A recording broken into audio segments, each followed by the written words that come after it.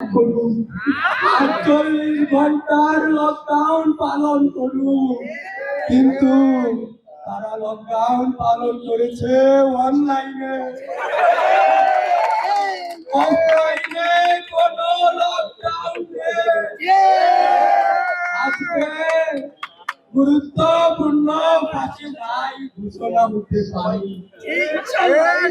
অনেকজনকে ফাঁসি দিয়েছে এই ট্রাইব্যুনাল, অনেকজনকে ঝুলিয়েছে, রশি নিয়েছে ঢাকা ভার্সিটি থেকে।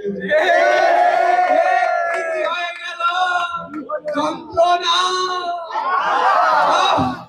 বুকটা মেটে যায়। কালকে রাত্রে একজনে নক দিল, বলল কাদের সাহেব আমরা কৃষক লীগ আন্দোলন করব, রাজপথে নামবো। আমি বললাম কোন শাখার কৃষক লীগ?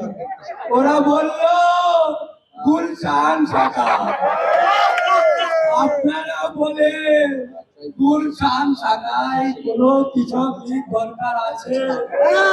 আছে এক টুকরা জমি, গুলশান শাখায় কি আছে কৃষি কাজ করার জন্য? এইভাবে কৃষক লীগ, তাঁতি লীগ গঠিত হয়েছে গুলশানে, ধানমন্ডিতে, বনানীতে, বাড়িধারায়। আর এইভাবে টাকা লুটপাট করে নিয়ে অনলাইনে থেকে আওয়ামী লীগ দলটাকে জয় বাংলা করে দিয়েছে।